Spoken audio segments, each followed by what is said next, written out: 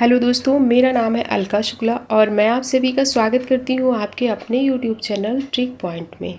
दोस्तों, आज का हमारा टॉपिक है गांधीवादी युग। भारतीय आंदोलन को हमने 3 पार्ट में डिवाइड किया था। पिछले वीडियो में हमने उदारवादी चरण, उग्रवादी चरण कंप्लीट कर लिए हैं, जिनका समय था उदारवादी चरण का समय था 1885 से 1905 तक और उग्रवादी चरण का समय था 1905 से 1919 तक। अब उसी क्रम में आज का हमारा टॉपिक है गांधीवादी चरण, जिसका समय है 1919 से लेकर 1947 तक। 1919 से 47 के बीच में जो भी महत्वपूर्ण घटना हुई है उसमें गांधी जी का क्या योगदान रहा है, सभी के बारे में डिटेल में चर्चा होगी और लास्ट में प्रीवियस ईयर क्वेश्चन प्रैक्टिस भी करेंगे। तो आपका काम क्या है, वीडियो को धैर्य के साथ ध्यान से देखना, सारी घटनाओं को क्रम से अंत तक समझें, क्योंकि इतिहास रटने का विषय नहीं है बल्कि महसूस कीजिए। इतिहास में जो भी घटनाएं हुई हैं उनको महसूस कीजिए, उनको महसूस करके समझने की कोशिश कीजिए, तो आप अच्छे से इतिहास में अपनी पकड़ बना सकते हैं। तो चलिए बिना टाइम वेस्ट किए वीडियो की शुरुआत करते हैं। सबसे पहले हम गांधी जी का सामान्य परिचय जानते हैं कि गांधी जी के पिताजी का नाम था करमचंद गांधी और माता थी पुतलीबाई। पत्नी का नाम था कस्तूरबा गांधी और गांधी जी का जो वास्तविक नाम था मोहनदास था। जन्म इनका हुआ था 2 अक्टूबर 1869 ईस्वी गुजरात प्रांत के पोरबंदर में हुआ था। 1888 ईस्वी में ये लंदन जाते हैं कानून की शिक्षा प्राप्त करने के लिए और 1891 में इन्हें बैरिस्टर की डिग्री मिल जाती है और डिग्री लेकर ये भारत वापस आते हैं। इसके बाद उन्होंने राजकोट में वकालत प्रारंभ की। 1893 ईस्वी में एक गुजराती व्यापारी थे अब्दुल्ला खान, उनके साथ मुकदमे की पैरवी करने के लिए गांधी जी दक्षिण अफ्रीका गए। किसके साथ गए? तो गुजराती व्यापारी था अब्दुल्ला खान, नाम भी याद रखिए। अब्दुल्ला खान के साथ जाते हैं और कब जाते हैं? तो 1893 ईस्वी में जाते हैं। जब वह डरबन से प्रिटोरिया रेलवे कोच की प्रथम श्रेणी के डिब्बे में यात्रा कर रहे थे तो पीटर मैरिट्सबर्ग नामक स्टेशन पर एक अंग्रेज ने उन्हें जबरदस्ती प्रथम श्रेणी के डिब्बे से उतार दिया। इस घटना ने इन्हें नस्ल और रंग पक्षपात के बारे में सोचने के लिए प्रेरित किया। नटाल सरकार द्वारा भारतीयों के मताधिकार रोक का निर्णय का विरोध करने हेतु गांधी जी ने 1894 ईस्वी में इंडियन नटाल कांग्रेस की स्थापना की। गांधी जी ने प्रथम आंदोलन यहीं 1894 में नटाल में ही चलाया था। ठीक है, तो इंडियन नटाल कांग्रेस से पूछा जाता है कि इसकी स्थापना कब होती है, तो 1894 में होती है। इसके लिए आपको किसी भी ट्रिक की ज़रूरत नहीं है, आप रिलेट कीजिए घटनाओं को कि गांधी जी साउथ अफ्रीका कब जाते हैं? 1893 ईस्वी में जाते हैं। उसके 1 वर्ष पश्चात इंडियन नटाल कांग्रेस की स्थापना की 1894 में। ठीक है, अब आगे देखते हैं। 1896 ईस्वी में गांधी जी भारत आते हैं वापस और चंदा इकट्ठा करते हैं लोगों की मदद के लिए और साथ में कस्तूरबा गांधी को भी लेकर के फिर चले जाते हैं। फिर वहाँ पर जो आंदोलन चलाए गए गांधी जी के द्वारा दक्षिण अफ्रीका में, उनको देखते हैं। 1899 में बोअर का युद्ध होता है और उस युद्ध के दौरान एम्बुलेंस सेवा प्रदान की थी गांधी जी ने एम्बुलेंस सेवा की व्यवस्था की गांधी जी ने, और ये सिर्फ भारतीयों के लिए ही नहीं था, जो भी अंग्रेज घायल हुए थे उनके लिए भी था। तो इसी की वजह से अंग्रेजों को भी सहायता दी, तब इन्हें बोअर पदक वहाँ पर प्रदान किया जाता है।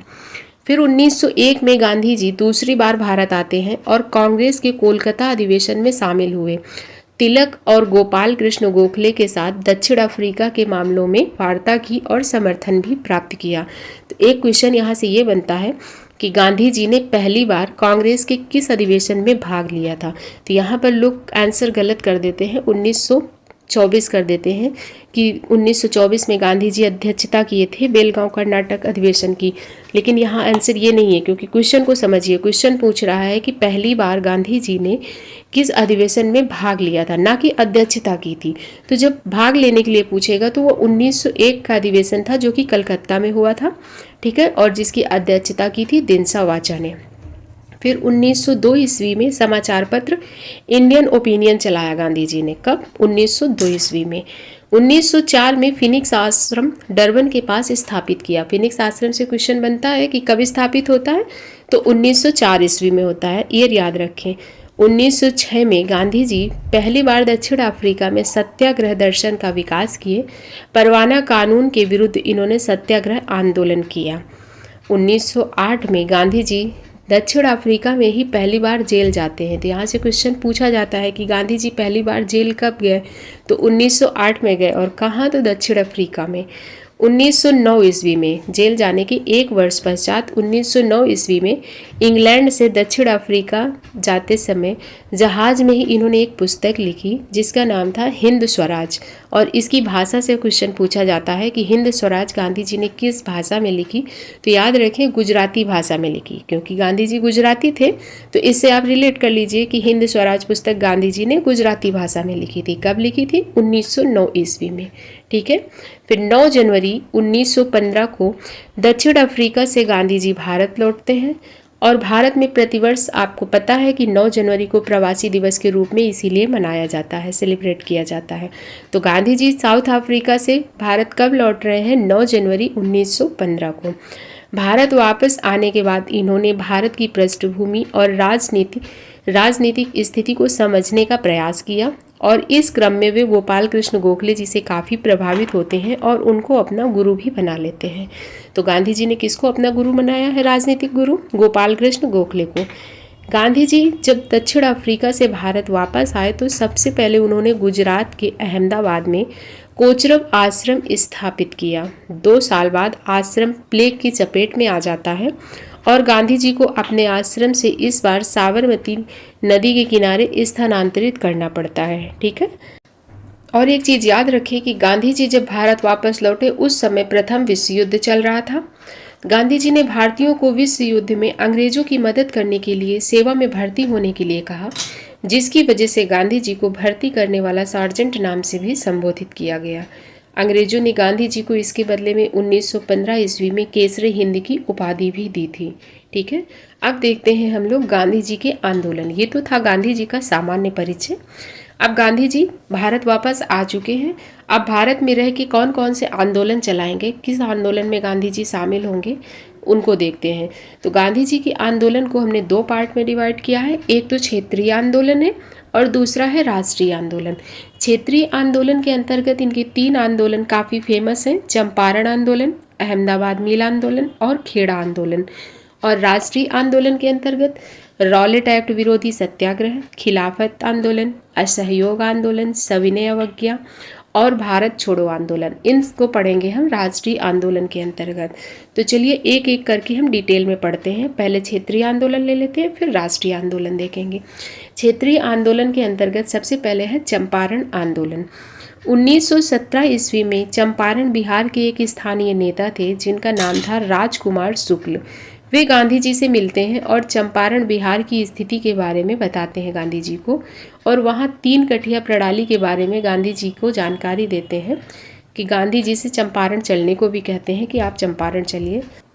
3 कठिया प्रणाली क्या था, तो 19वीं शताब्दी के प्रारंभ में अंग्रेज बागान मालिकों ने किसान से यह करार करा लिया था कि वे अपनी भूमि के 3/20वें हिस्से में नील की खेती अवश्य करेंगे। इसी को 3 कठिया प्रणाली कहा जाता है। इसी से किसान परेशान थे, जिसकी पैरवी करते हैं रामचंद्र शुक्ल और गांधी जी को ले जाते हैं चंपारण। गांधी जी वहाँ की स्थिति समझते हैं, विरोध करते हैं और चंपारण सत्याग्रह का परिणाम यह निकल कर आता है कि 3 कठिया प्रणाली को समाप्त कर दिया गया और इसके साथ साथ कर जो थे टैक्स, उनमें 25% उनमें कमी की गई। यह गांधी जी के प्रमुख आंदोलन में से एक था। यह चंपारण सत्याग्रह गांधी जी की भारत में प्रथम विजय साबित हुई। भविष्य में गांधी जी को भारत के एक बड़े नेता के रूप में होने के द्वार भी खोल दिए चंपारण ने। इस सत्याग्रह के बाद रविंद्रनाथ टैगोर जी गांधी जी को महात्मा की उपाधि देते हैं। तो क्वेश्चन बनता है कि गांधी जी को महात्मा की उपाधि किसने दी थी? रविंद्रनाथ टैगोर जी ने दी थी। कब दी थी? तो चंपारण आंदोलन के दौरान। आंदोलन में गांधी जी के साथ कौन कौन गए थे? तो रविंद्रनाथ टैगोर, JB कृपलानी, राजेंद्र प्रसाद, महादेव देसाई, ये लोग भी गए थे गांधी जी के साथ चंपारण आंदोलन में। और महादेव देसाई जो है महात्मा गांधी जी के निजी सचिव बने थे। ठीक है। अब इसके बाद अगला है अहमदाबाद मिल आंदोलन, जो होता है 1918 ईस्वी में। चंपारण सत्याग्रह के बाद 1918 में गांधी जी अहमदाबाद की कपड़ा मिल मजदूरों से मिले और उनकी समस्याओं को समझे। यहाँ का विवाद प्लेग बोनस को लेकर था। जब प्लेग की समाप्ति हुई तो मिल मालिक जो थे बोनस को समाप्त करना चाहते थे। मजदूरों ने इसका विरोध किया।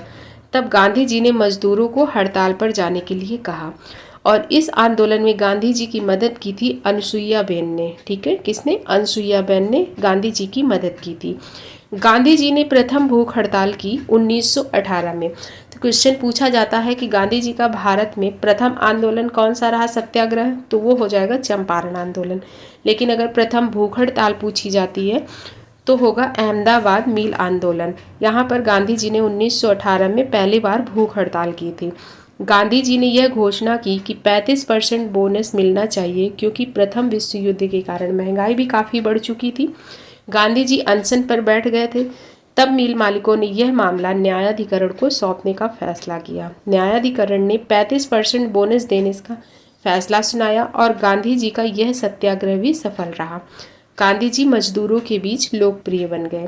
इसके बाद है खेड़ा आंदोलन। ये भी होता है 1918 ईस्वी में, लेकिन अहमदाबाद मिल आंदोलन के बाद होता है, तो इनका क्रम याद रखें। ठीक है, खेड़ा आंदोलन 1918। इसके बाद इसी वर्ष 1918 में ही गांधी जी खेड़ा गुजरात में हो रहे किसानों के साथ अत्याचार के विरुद्ध, अंग्रेजों के यहाँ पर किसानों की फसल नष्ट हो जाने के बाद भी उनसे करों की वसूली किए जा रहे थे। गांधी जी ने किसानों को लगान न देने के लिए कहा और इस मामले की जांच के बाद यह निष्कर्ष निकाला कि लगान माफ़ कर देना चाहिए।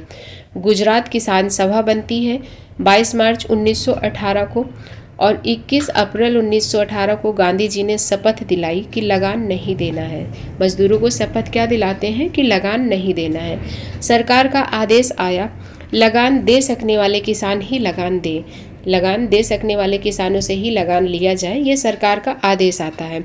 इस प्रकार गांधी जी का यह आंदोलन भी सफल रहता है और इस आंदोलन को गांधी जी के जीवन का वास्तविक किसान आंदोलन भी कहा जाता है। ठीक है, गांधी जी के जीवन का वास्तविक किसान आंदोलन किस आंदोलन को कहते हैं? तो खेड़ा आंदोलन को। ये तो थे गांधी जी के क्षेत्रीय आंदोलन जो काफ़ी महत्वपूर्ण थे। अब इसके बाद है राष्ट्रीय आंदोलन, और राष्ट्रीय आंदोलन में हम देखेंगे सबसे पहले रॉलेट एक्ट। लेकिन रॉलेट एक्ट को समझने के पहले हमें समझना होगा कुछ चीज़ें। उनमें सबसे पहले हम देखते हैं मॉन्टेग्यू चेम्सफोर्ड अधिनियम जो 1919 है, इसके बारे में जानेंगे और फिर 1919 का भारत शासन अधिनियम जानेंगे। तभी हम रॉलेट एक्ट को अच्छे से समझ पाएंगे, नहीं हमारे समझ में नहीं आएगा। ठीक है, तो देखते हैं पहले मॉन्टेग्यू चेम्सफोर्ड अधिनियम। भारत सचिव मॉन्टेग्यू चेम्सफोर्ड ने घोषणा की कॉमन सभा में 20 अगस्त 1917 को कि भारत में अंग्रेजी शासन का उद्देश्य क्रमिक रूप से उत्तरदायी शासन की स्थापना करना है। प्रथम विश्व युद्ध जो चल रहा था 1914 से 1918 तक, गांधी जी ने ब्रिटेन का साथ दिया, नौजवानों को सेवा में भर्ती किया और तभी इनको केसरी हिंद की उपाधि भी दी जाती है। मॉन्टेग्यू चेम्सफोर्ड समिति बनती है जिसमें सदस्य थे भूपेंद्र नाथ बसु और चार्ल्स रॉबर्ट। जुलाई 1918 में समिति ने रिपोर्ट दिया और इसी पर 1919 ईस्वी में ब्रिटिश शासन ने एक एक्ट पारित किया। एक्ट क्या था कि 1919 का भारत शासन अधिनियम। 1919 के भारत शासन अधिनियम के अंतर्गत क्या क्या प्रावधान किए गए, क्या व्यवस्था की गई? पहला है कि प्रांतों में द्वैत शासन की व्यवस्था की गई। आपसे क्वेश्चन पूछा जाता है एग्जाम में कि प्रांतों में द्वैत शासन की व्यवस्था कब की जाती है, किस अधिनियम से? तो 1919 के भारत शासन अधिनियम द्वारा प्रांतों में द्वैत शासन की व्यवस्था की जाती है, जिसमें केंद्र सरकार में शासन गवर्नर जनरल के हाथ में रहेगा और प्रांत में शासन मुखिया गवर्नर को बना दिया जाता है। फिर है केंद्र में द्विसदनात्मक विधायिका की स्थापना की गई। केंद्र में द्विसदनात्मक विधायिका की स्थापना होती है। एक तरफ होती है केंद्रीय विधानसभा और दूसरी तरफ प्रांतीय परिषद। जैसे कि वर्तमान में जो लोकसभा है उसे उस समय केंद्रीय विधानसभा बोलते थे और वर्तमान की राज्यसभा उसे उस समय प्रांतीय परिषद बोलते थे। तो केंद्रीय विधानसभा में जो सदस्यों की संख्या निर्धारित की गई थी वो 145 निर्धारित की जाती है, जिसमें से 104 निर्वाचित होने थे और 41 मनोनीत होने थे। और प्रांतीय परिषद में सदस्य संख्या 60 निर्धारित की गई, जिसमें 34 निर्वाचित होने थे और 26 मनोनीत होने थे। ये था केंद्र में द्विसदनात्मक विधायिका की स्थापना। तीसरा था सांप्रदायिक निर्वाचन प्रणाली का विस्तार। मुसलमानों के साथ साथ सिखों एवं भारतीय ईसाइयों को पृथक सांप्रदायिक निर्वाचन प्रणाली दी गई। इन्हें सामान्य सीटों के साथ साथ पृथक सीटों में भी मत देने का अधिकार दिया गया। चौथा था भारत सचिव के वेतन भत्ते और कार्यालय व्यय भारतीय राजस्व से हटाकर ब्रिटिश राजस्व से कर दिए गए। इसके पहले क्या था कि भारत सचिव के जो भी वेतन भत्ते होते थे वो भारतीय राजस्व से दिए जाते थे, लेकिन इस प्रावधान से उन्हें हटाकर ब्रिटिश राजस्व से कर दिया जाता है। एक नए पदाधिकारी भारतीय उच्चायुक्त, जिसे इंडियन हाई कमिश्नर कहा गया, प्रांतों में हस्तांतरित विषयों का प्रभारी था, इसका सृजन किया जाता है। अब इन सुधार जो थे, जो भी ये प्रावधान किए गए थे, कांग्रेस ने इन आधे अधूरे सुधारों का विरोध किया और कुछ लोगों ने समर्थन भी किया। कांग्रेस के अंदर ही कुछ लोग इसका समर्थन कर रहे थे और कुछ लोग विरोध कर रहे थे। विरोध करने वालों में कौन था? तो सुरेंद्र नाथ बनर्जी और उनके सहयोगी थे, वो अलग हो जाते हैं और इंडियन लिबरल फेडरेशन बना लिया। ठीक है, विरोध करने वाले कौन थे? सुरेंद्र नाथ बनर्जी और उनके सहयोगी, जो कि कांग्रेस से अलग हो जाएंगे और इंडियन लिबरल फेडरेशन बना लेंगे। एनी बेसेंट ने इस एक्ट का स्वागत किया और कांग्रेस से अलग हो गई। एनी बेसेंट भी इस एक्ट का स्वागत करती हैं और बिपिन चंद्र पाल भी कांग्रेस से अलग हो जाते हैं। इस तरीके से कांग्रेस में फूट पड़ जाती है। अब देखते हैं रॉलेट एक्ट। रॉलेट एक्ट एक सेडिशन कमेटी बनती है जिसके अध्यक्ष थे सर सिडनी रॉलेट, जो कि रिटायर्ड न्यायाधीश थे। इसके द्वारा एक कानून का सुझाव दिया जाता है जिसमें पुलिस द्वारा किसी भी भारतीय को अकारण गिरफ्तार करके 2 वर्ष जेल भेजने का प्रावधान था। मोतीलाल नेहरू जी ने इसको क्या कहा? मोतीलाल नेहरू जी ने बिना अपील, बिना वकील, बिना दलील का कानून कहा। किसे? रॉलेट एक्ट को। और मोहम्मद अली जिन्ना ने कानून विहीन कानून कहा, मतलब कानून विहीन कानून है कौन सा? Rowlatt act. भारतीयों के विरोध के बावजूद भी 6 फरवरी 1919 को केंद्रीय विधायी परिषद में इसे पास कर दिया जाता है। 24 फरवरी 1919 को साबरमती में बैठक होती है रॉलेट एक्ट के विरोध में। अध्यक्ष कौन थे इसमें? महात्मा गांधी जी थे और उपाध्यक्ष थे बीजी हार्नीमैन। तय किया गया इसमें कि रॉलेट एक्ट विरोधी सत्याग्रह सभा होगी जिसका मुख्यालय होगा मुंबई, यानी कि रॉलेट एक्ट विरोधी सत्याग्रह होगा जिसका हेडक्वार्टर कहाँ बनाया गया? बॉम्बे में बनाया गया।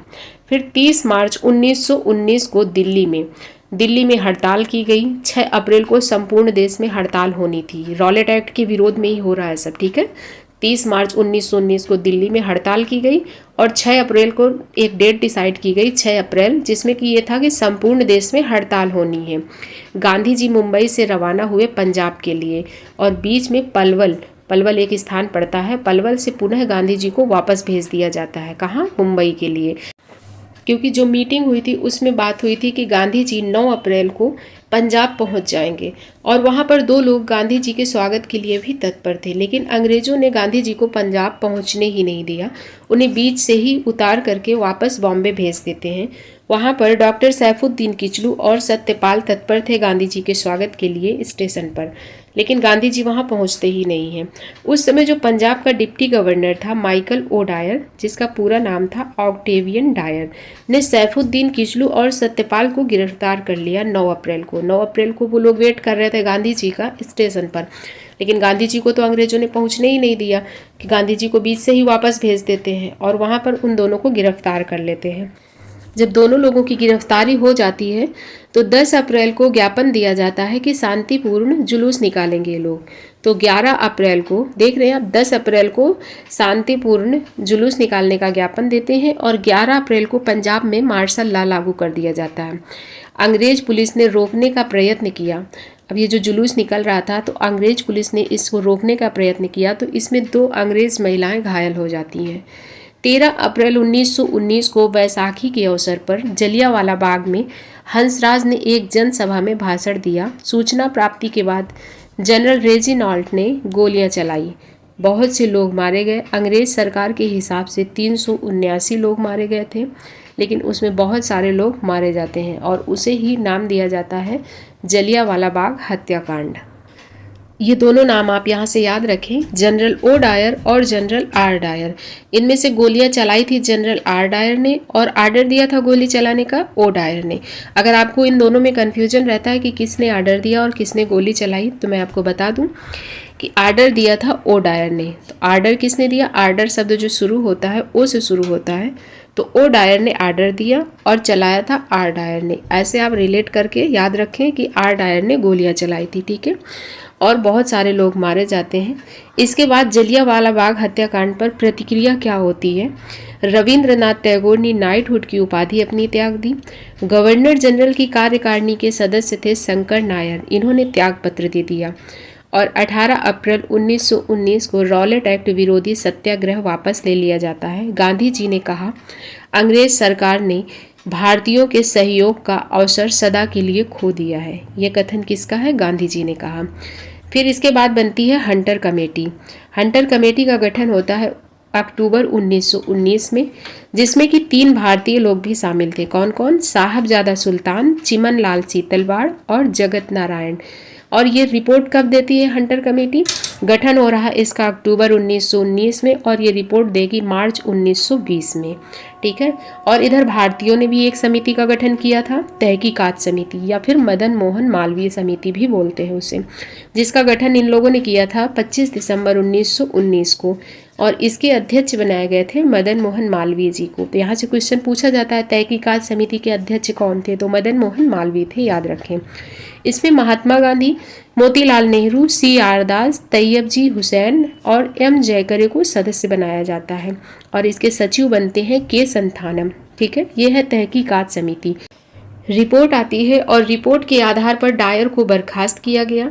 जब वह लंदन गया तो वहां उसका स्वागत हुआ और 26,000 पाउंड राशि ब्रिटिश संसद ने इसको पुरस्कार रूप भी प्रदान किया।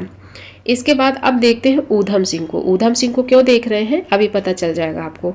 ऊधम सिंह 1934 में ऊधम सिंह पढ़ने गए लंदन और रेजिनाल्ड डायर की मृत्यु हो चुकी थी, यानी जिसने गोलियां चलाई थी R डायर, उसकी मृत्यु हो चुकी थी 1927 ईस्वी में ही।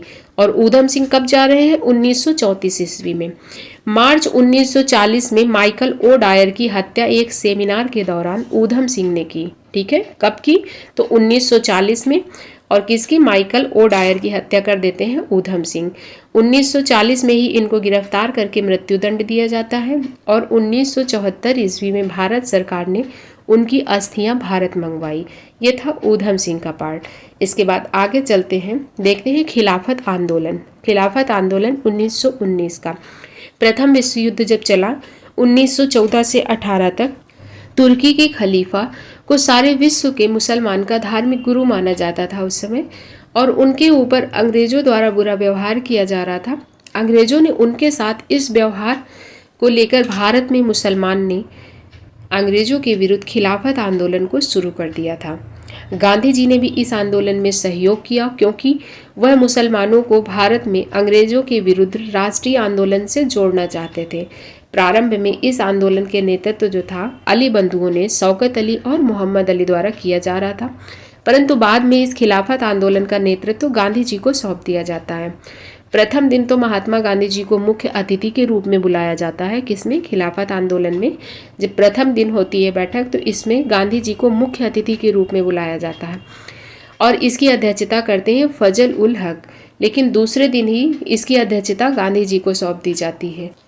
1 से 3 जून 1920 तक खिलाफत कमेटी की बैठक इलाहाबाद में होती है, जिसकी अध्यक्षता गांधी जी करते हैं और वहीं पर निर्णय लिया जाता है कि खिलाफत और असहयोग आंदोलन 1 अगस्त 1920 से चलाया जाएगा। अब देखते हैं असहयोग आंदोलन, जिसकी शुरुआत होती है 1 अगस्त 1920 से। गांधी जी ने केसरे हिंद की उपाधि त्याग दी और आंदोलन शुरू किया। आंदोलन शुरू होने से पहले ही गांधी जी केसरे हिंद की उपाधि त्याग देते हैं। तो क्वेश्चन यहाँ से बन चुका है कि गांधी जी ने केसरे हिंद की उपाधि किस आंदोलन को शुरू करने के पहले त्याग दी थी? तो याद रखिए असहयोग आंदोलन। ठीक है। फिर 22 जून 1920 को गवर्नर जनरल को धमकी देते हुए कुशासन के विरोध का अधिकार प्रत्येक भारतीय को है। गांधी जी ने क्या धमकी दी? गवर्नर जनरल को धमकी देते हैं कि कुशासन के विरोध का अधिकार प्रत्येक भारतीय को है, और फिर अपनी केसरे हिंद की उपाधि त्याग करके आंदोलन शुरू करते हैं। ये जो आंदोलन हुआ, कार्यक्रम हुआ, इसमें 2 चीजें हुई। एक तो विध्वंसात्मक बहिष्कार हुआ और दूसरा सृजनात्मक कार्य हुए।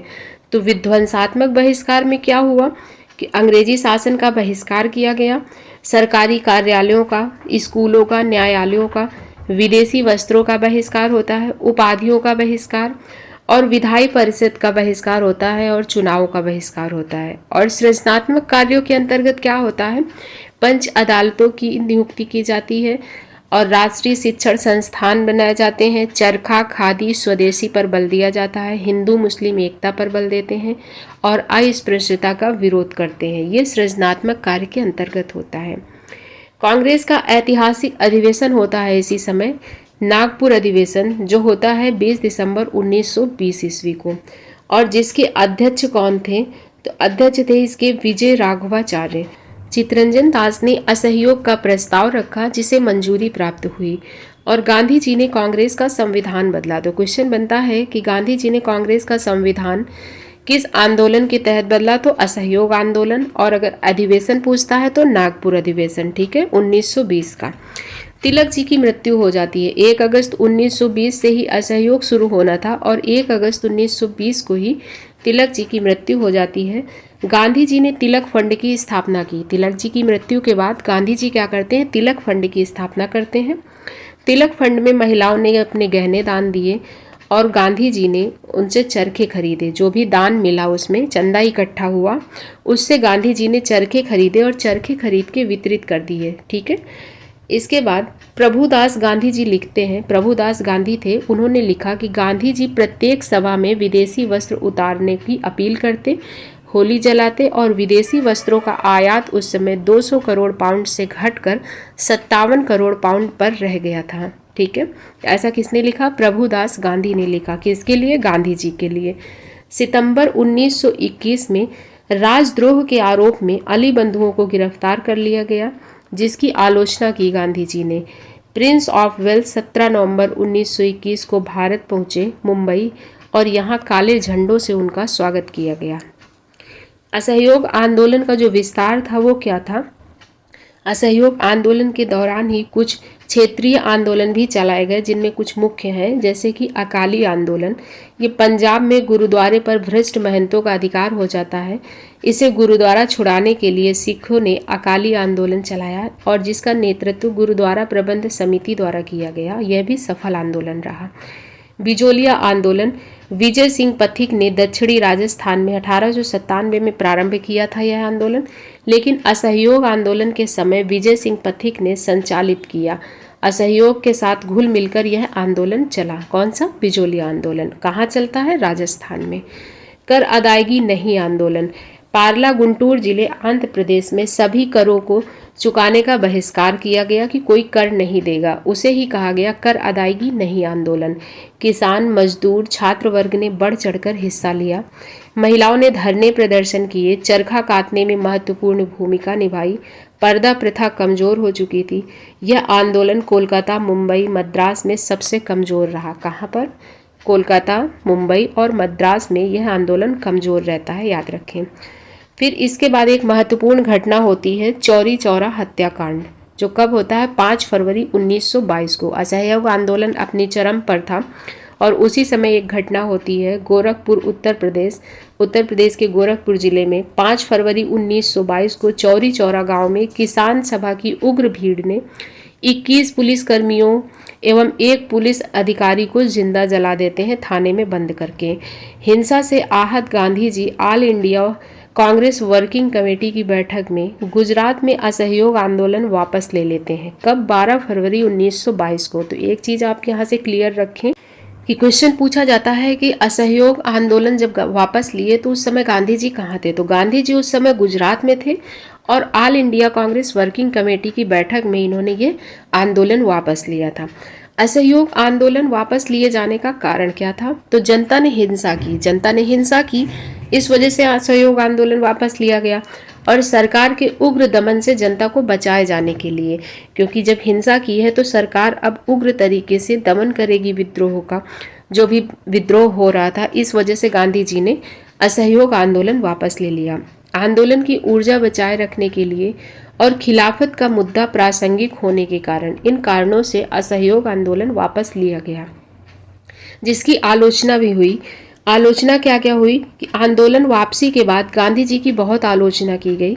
सुभाष चंद्र बोस जी ने कहा कि जब भारतीयों का उत्साह अपने चरम पर था तो उसे वापस लेना राष्ट्रीय विपत्ति से कम नहीं था।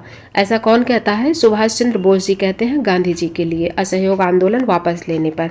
CR दास, मोतीलाल नेहरू और लाला जी जो उस समय जेल में थे, इस निर्णय से भौचक्के रह जाते हैं।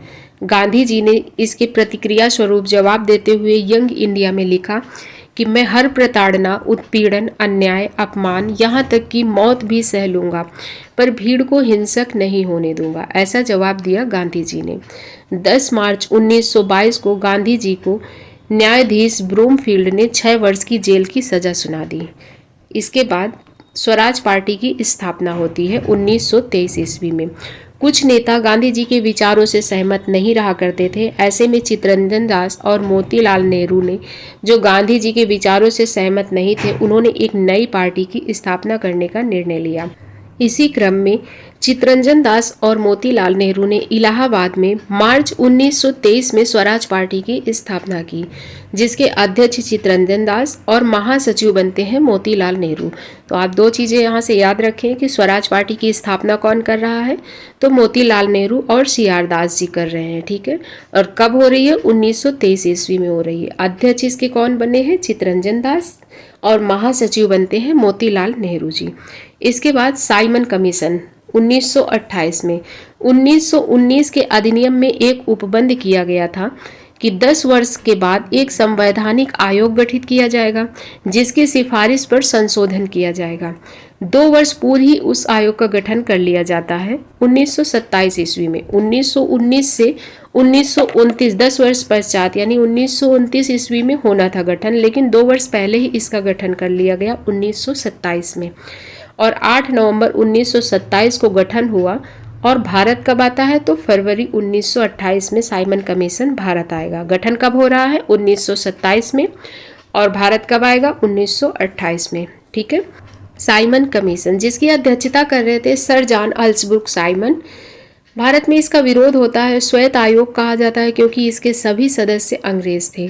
साइमन कमीशन जब मुंबई पहुंचता है 3 फरवरी 1928 को, तो मुंबई बंद, हड़ताल होता है, विरोध होता है। साइमन जब पुणे पहुंचता है और विजयवाड़ा पहुंचता है, तो वहां पर भी इसका विरोध होता है। साइमन कमीशन जब दिल्ली पहुंचा, तो वहां पर इसका काले झंडे दिखाकर साइमन कमीशन वापस जाओ नारे के साथ इसका विरोध होता है। साइमन जब लाहौर पहुंचा, तो लाला लाजपत राय के नेतृत्व में इसके खिलाफ प्रदर्शन किया गया। प्रदर्शनकारियों में भगत सिंह थे, उनके साथी थे, और नौजवान भारत सभा द्वारा जुलूस भी निकाला गया। DSP सैंडर्स एवं SP स्कॉट ने आर्डर दिया लाठी चार्ज करने का, और लाठी चार्ज में लालाजी घायल हो जाते हैं।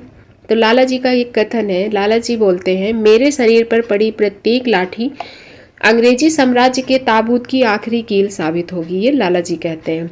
और अंततः 17 नवंबर 1928 को लालाजी की मृत्यु हो जाती है। साइमन कमीशन का विरोध मुस्लिम लीग, ऑल इंडिया अछूत फेडरेशन और जस्टिस पार्टी ने नहीं किया। यह चीज़ याद रखें, ठीक है, कि साइमन कमीशन का विरोध मुस्लिम लीग ने नहीं किया, ऑल इंडिया अछूत फेडरेशन ने और जस्टिस पार्टी, इन तीनों ने नहीं किया था। इसके बाद फिर है सविनय अवज्ञा आंदोलन। यह आंदोलन गांधी जी का असहयोग आंदोलन के बाद भारत में दूसरा सबसे बड़ा आंदोलन साबित हुआ। यह आंदोलन 1930 से लेकर 1934 तक चलता है। 2 चरणों में यह आंदोलन चलेगा। 1930 से 1934 के बीच में 2 चरणों में यह आंदोलन चलता है। 31 जनवरी 1930 को गांधी जी ने 11 सूत्री मांगे प्रस्तुत की लॉर्ड इरविन के सामने, जिसमें नमक कर समाप्त होने का भी उल्लेख था। जब कोई उत्तर नहीं मिलता है इरविन की तरफ से गांधी जी को, तो गांधी जी ने 2 मार्च 1930 को गांधी ने इरविन को आंदोलन करने की चेतावनी दी और कहा, हमने झुककर रोटी मांगी है, आपने हमें पत्थर दिए, अब हमारे सामने आंदोलन के सिवा कोई रास्ता नहीं है। ऐसा किसने कहा? गांधी जी ने कहा, इरविन को धमकी देते हुए, ठीक है। फिर 12 मार्च 1930 को साबरमती से गांधी जी ने दांडी मार्च शुरू किया 78 अनुयायियों के साथ। गांधी जी जब दांडी मार्च शुरू करते हैं साबरमती आश्रम से, तो उनके साथ 78 अनुयायी चलते हैं। फिर आगे चलते ये बढ़ते जाते हैं, लेकिन जब शुरू किया तो पूछा जाता है क्वेश्चन, कितने अनुयायियों के साथ शुरू किया था? तो 78 लोग थे साथ में, ठीक है। गांधी जी ने कहा, अंग्रेजी सरकार एक अभिशाप है और राजद्रोह मेरा धर्म है। तो ये कथन भी पूछा जाता है किसका है? तो अंग्रेजी सरकार एक अभिशाप है और राजद्रोह मेरा धर्म है, ये गांधी जी का कथन है और यह कथन इन्होंने सविनय अवज्ञा आंदोलन के दौरान दिया था। साबरमती के दांडी मार्च की तुलना सुभाष चंद्र बोस ने नेपोलियन के पेरिस अभियान से की थी। 375 किलोमीटर की यात्रा 5 अप्रैल 1930 को पूरी हो जाती है और दांडी पहुंचकर 6 अप्रैल 1930 को गांधी जी ने नमक कानून तोड़ा और प्रतिज्ञा ली कि हम नमक कर नहीं देंगे। तो यात्रा कब पूरी हो रही है? 5 अप्रैल 1930 को हो रही है, लेकिन सविनय अवज्ञा आंदोलन किस दिन शुरू होगा?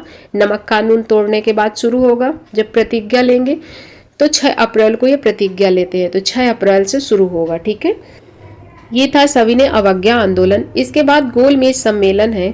गोलमेज सम्मेलन जो 1930 से 32 के दौरान होते हैं। 1930 से लेकर 1932 तक अंग्रेज द्वारा कुछ सम्मेलन का आयोजन ब्रिटेन में करवाया गया, जिससे कि भारत के विभिन्न दल उस सम्मेलन उसमें अपनी बातों को उनके समक्ष रख सकें और इन्हें गोलमेज सम्मेलन के नाम से जाना जाता है। इसी क्रम में 1930 से 32 तक अंग्रेजों ने 3 गोलमेज सम्मेलन का आयोजन ब्रिटेन में करवाया, जिसमें प्रतिवर्ष एक गोलमेज सम्मेलन का आयोजन होता था।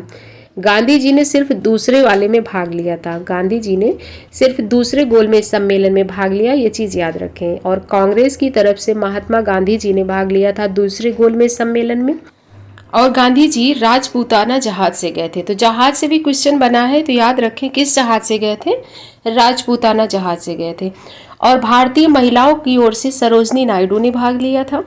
भारतीय महिलाओं का नेतृत्व किसने किया था? तो सरोजनी नायडू ने किया था। ठीक है, और जब गांधी जी वहां पहुंचते हैं सेंट जेम्स पैलेस में, सीढ़ियों से चढ़ रहे होते हैं, तो उसी समय पत्रकार फ्रैंक मॉरिस ने उनकी फोटो ली और लिखता है वो कि अर्धनग्न फकीर का सेंट जेम्स पैलेस की सीढ़ियों में चढ़ने का दृश्य अविस्मरणीय है। ऐसा किसने लिखा था? पत्रकार फ्रैंक मॉरिस ने। ठीक है, और चर्चिल कहता है, चर्चिल गांधी जी को क्या कहता है? अर्धनग्न फकीर कह के उनकी आलोचना करता है और राजद्रोही और देशद्रोही भी कहता है चर्चिल। किसको? गांधी जी को। ठीक है, तो क्वेश्चन पूछा जाता है कि गांधी जी को अर्धनग्न फकीर किसने कहा था? तो चर्चिल ने कहा था। सेकेंड गोलमेज सम्मेलन में गांधी जी के हाथ कुछ नहीं लगता है। गांधी जी 28 दिसंबर 1931 को बम्बई वापस लौटते हैं और कहते हैं मैं खाली हाथ लौटा हूँ, लेकिन भारत के सम्मान के साथ समझौता नहीं होने दूंगा। इसके बाद फिर सांप्रदायिक पंचांड की घोषणा होती है। सांप्रदायिक पंचांड, ब्रिटिश सरकार ने 16 अगस्त 1932 में भारत में विभाजन की राजनीति करते हुए सांप्रदायिक पंचांड की घोषणा की, जिसमें दलितों को अल्पसंख्यक वर्ग मानकर उन्हें पृथक निर्वाचन प्रणाली से चुनाव का 71% प्रांतीय परिषद सीटों पर अधिकार दे दिया जाता है और प्रांतीय परिषद की जो सीटें हैं उन्हें दुगने कर दिया जाता है। गांधी जी ने कहा, यह भारतीय राष्ट्रीय एकता तोड़ने का प्रयत्न है। दलित समस्या का समाधान समाज में विरोध करने, दलितों को सम्मान देने से होगा। सांप्रदायिक पंचांड से दलित हमेशा अस्पृश्य ही बना रहेगा। ऐसा कथन था गांधी जी का। इसके बाद फिर होता है पूना पैक्ट, पूना समझौता। पूना समझौता गांधी जी और अंबेडकर के बीच में होता है यरवदा जेल में।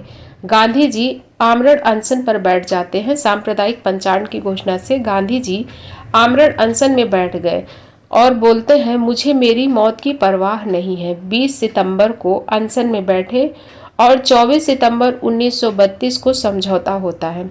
इसके बाद गांधी जी ने जेल से रहते हुए अस्पृश्यता कार्य शुरू किया।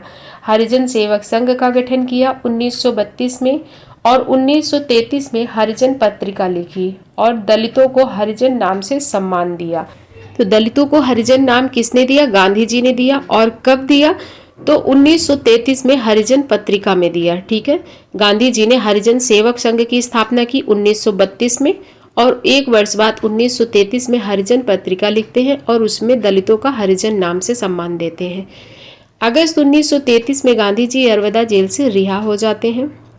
फिर भारत छोड़ो आंदोलन 1942 देखते हैं। भारत छोड़ो आंदोलन 1942, इसे अगस्त क्रांति के नाम से भी जानते हैं। 1939 में दूसरे विश्व युद्ध की शुरुआत हो गई और अंग्रेजों की ओर से पूरी कोशिश की जा रही थी कि भारतीयों के पहले की तरह इस बार भी अंग्रेजी सेवा में ज़्यादा से ज़्यादा भर्ती किया जाए और दूसरे विश्व युद्ध की लड़ाई के लिए भेजा जाए। इस आंदोलन का प्रस्ताव वर्धा आश्रम में 14 जुलाई 1942 को तैयार किया गया। गांधी जी ने संबोधित करते हुए कहा, सरकारी सेवक सरकार से त्यागपत्र न दें, भारतीयों के प्रति स्वामी भक्ति बनाए रखें।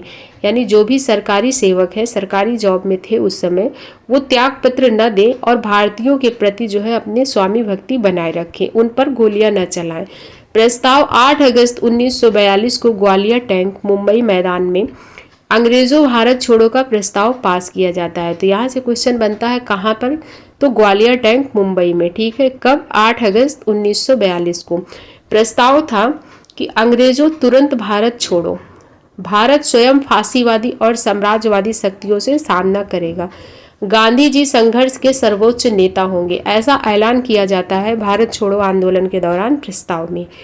उस समय जो वायसराय था वो कौन था? लॉर्ड लिनलिथगो था। उसने दमन का सहारा लिया और गिरफ्तारियां करवाई। ऑपरेशन जीरो आवर चलाया।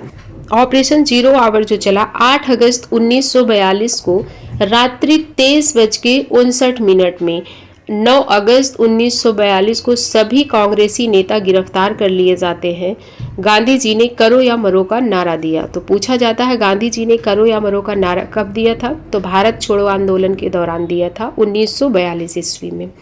ठीक है, फिर गांधी जी, कस्तूरबा गांधी, महादेव देसाई, सरोजनी नायडू, चारों लोगों को आगा खान पैलेस में रखा गया। यहाँ से क्वेश्चन बनता है, याद रखें कि किसको कौन सी जेल में रखा गया, यहाँ से क्वेश्चन पूछा जाता है। तो गांधी जी के साथ कस्तूरबा गांधी, महादेव देसाई और सरोजनी नायडू, चारों लोगों को आगा खां पैलेस में रखा जाता है। जवाहरलाल नेहरू, पट्टाभी सीतारमैया और जेबी कृपलानी, गोविंद वल्लभ पंत, इन 4 लोगों को अहमदनगर जेल में रखा गया। डॉक्टर राजेंद्र प्रसाद, जयप्रकाश नारायण को हजारीबाग सेंट्रल जेल में रखा गया। मोस्ट इम्पॉर्टेंट है, तो ये याद रखें किसको किस जेल में रखा गया है। यहाँ से क्वेश्चन पहले भी बने हैं और आगे भी बनेंगे। ठीक है, इसी दौरान भूमिगत आंदोलन चलाया जाता है। भूमिगत आंदोलन कौन चलाता है? तो कांग्रेस, समाजवादी नेता, फॉरवर्ड ब्लॉक के सदस्य, गांधी आश्रम के सदस्य और क्रांतिकारी विचारधारा के जो युवा थे, इन लोगों ने भूमिगत आंदोलन चलाया। मुंबई, पुणे, सतारा, संयुक्त प्रांत, बिहार, दिल्ली, केरल, गुजरात, आंध्र प्रदेश के क्षेत्र में भूमिगत आंदोलन चलाया गया। जयप्रकाश नारायण ने हजारीबाग सेंट्रल जेल तोड़कर आजाद दस्ते का गठन किया और भूमिगत आंदोलन में भाग लिया। राम मनोहर लोहिया, सुचेता कृपलानी, अरुणा आसफ अली, उषा मेहता और बीजू पटनायक ने भूमिगत रहकर भारत छोड़ो आंदोलन चलाया। राम मनोहर लोहिया और उषा मेहता ने भूमिगत रेडियो स्टेशन की भी स्थापना की। तो पूछा जाता है क्वेश्चन कि भारत छोड़ो आंदोलन के दौरान भूमिगत रेडियो स्टेशन की स्थापना किसने की थी? तो वहाँ पर 2 नाम आते हैं, उषा मेहता और राम मनोहर लोहिया का। उषा ने मुंबई में भूमिगत रेडियो स्टेशन की स्थापना की और इसी समय बलिया, तामलुक, मिदनापुर, सतारा में स्वतंत्र सरकारों की स्थापना भी होती है। बलिया में चित्तू पांडे ने अगस्त 1942 में जिलाधिकारी से सारे दस्तावेज प्राप्त करके जेल में बंद सभी कार्यकर्ताओं को रिहा कर दिया। सतारा में वाईवी चौहान और नाना पाटिल ने न्यायदान मंडल की स्थापना भी की और तामलुक, मिदनापुर, बंगाल में जातीय सरकार की स्थापना 1942 में किसने की थी? सतीश सामंत ने की थी और ये सबसे लंबे समय तक चली थी। तो यहाँ से 3 जगह जो बनी थी, इससे क्वेश्चन पूछे जाते हैं कि इनमें सबसे लंबे समय तक कहाँ? तो तामलुक, मिदनापुर की चली थी, जहाँ पर जातीय सरकार की स्थापना की गई और 1942 से 44 तक यह संचालित रहती है। महादेव देसाई की मृत्यु हो जाती है 15 अगस्त 1942 को ही और कस्तूरबा गांधी बीमार हो जाती हैं। फिर कस्तूरबा गांधी जी की मृत्यु भी हो जाती है फरवरी 1944 को। गांधी जी ने 21 दिन का उपवास प्रारंभ किया। गांधी जी की तबीयत खराब होने लगती है तो लिनलिथगो कार्यकारिणी से 3 लोगों ने इस्तीफा दे दिया। गांधी जी की तबीयत जब बिगड़ने लगती है तो लिनलिथगो की कार्यकारिणी से 3 लोग इस्तीफा दे देते हैं। कौन थे वो 3 लोग? तो MS आग्नेय, NR सरकार और HP मोदी, ये 3 लोग इस्तीफा दे देते हैं। और इसमें बात करें अगर इस आंदोलन में सहभागिता की, तो युवा वर्ग की सहभागिता सबसे बड़ी थी, मजदूरों की सहभागिता भी थी और महिला वर्ग ने भी इसमें सहयोग किया। ये तो था क्रांतिकारियों का सहयोग, सहभागिता।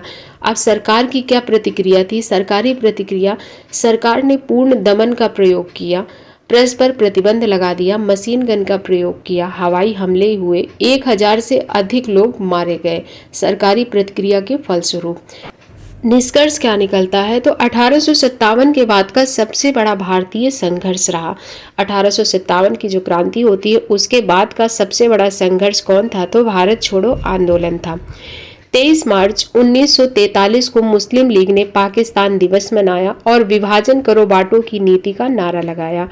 22 मार्च 1947 को ब्रिटिश भारत का 34वां एवं अंतिम गवर्नर जनरल जो था लॉर्ड माउंटबेटन भारत आता है और लगभग 2 महीने की वार्ता के पश्चात माउंटबेटन इस निष्कर्ष पर पहुंचा कि भारत का विभाजन अनिवार्य है।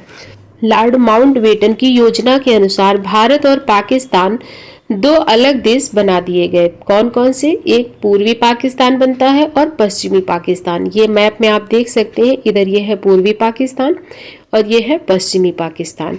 इसके बाद अंततः 30 जनवरी 1948 को बिरला हाउस में शाम की प्रार्थना के दौरान नाथूराम गोडसे ने महात्मा गांधी की गोली मारकर हत्या कर दी।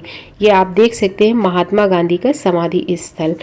ये था गांधीवादी चरण। कंप्लीट गांधीवादी चरण 1919 से लेकर 1947 तक की सभी महत्वपूर्ण घटनाओं को मैंने इसमें ऐड किया है।